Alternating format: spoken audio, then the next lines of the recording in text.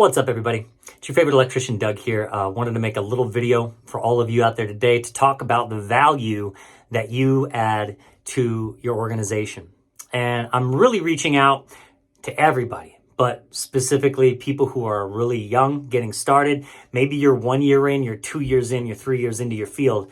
And you might feel like, I don't add a lot of value to the company. I show up, I do my job, I'm working, I'm learning. I think someday I'll add value to this company when I get the hard skills down, and then I'll be of value. But what I want to put out there is that you can be of value to your company in a lot of ways that are outside the realm of the hard skills that you're in the process of learning.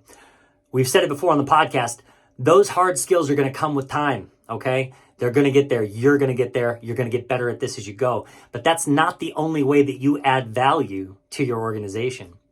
So I want you to think about playing kickball and you're picking teams. Sometimes you're going to want to pick somebody. Probably your first pick is going to be the person who can boot the ball the farthest, right? That's your first pick. But that's not your only pick. And then you get into the other picks and you well, this person's maybe fast, right? Or this person, knows baseball inside, whatever the case may be. It's just a silly analogy. But what I'm trying to say is you can add value in a number of ways to your organization. I'll give you an example. When I was getting started in the trades, I didn't know what I didn't know at the time. 1 year in, my first year, 2 years in, I'm just learning the skills at that point in time the same way you are.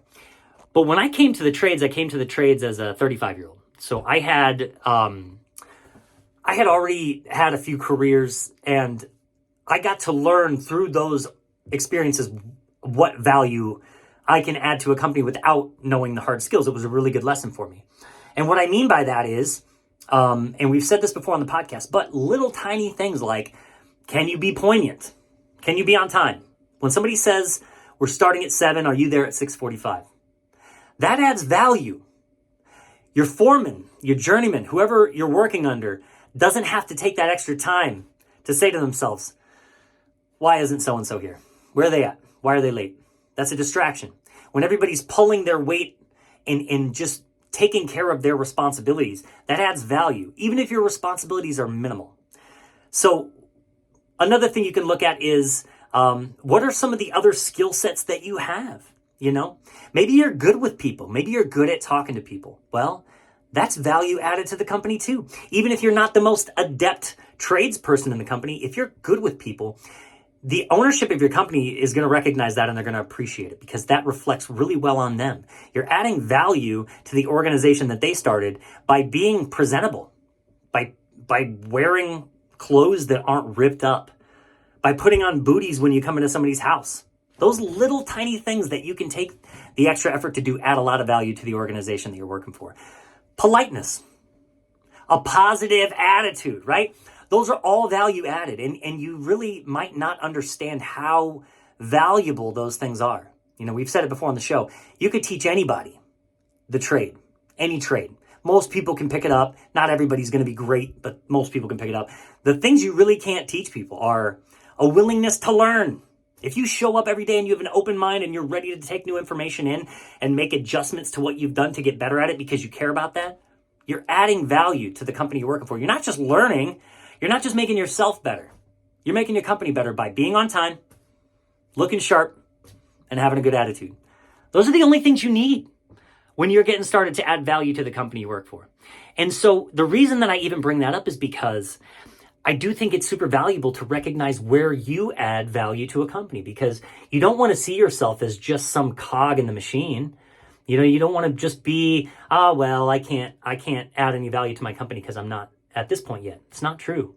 There's lots of ways to add value to a company, and those little easy things that you can do for yourself every single day. Brush your teeth, comb your hair, dress nice, show up on time, and have a good attitude, especially for people first getting started.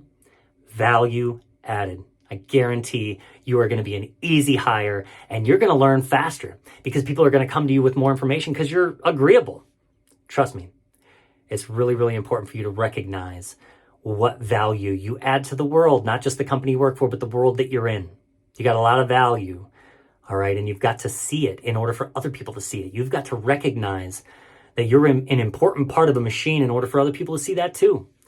If you don't have good self-esteem, a good a good perspective on what you could potentially be, how can you expect anybody else to? So that's my thought for today. That's it, y'all. Just trying to reach out with some good positive vibes, help y'all understand that even if you're not quite at the point where, you're a journeyman or master electrician and you feel like you understand the code or theory really well, or you can troubleshoot anything, you can still add value. You can take initiative. You can show up and ask, how can I help? What's next? What can I do next? How can I be of service? Those are the things that are going to make you really, really good. So that's my thought for today. Hope y'all are having a great day.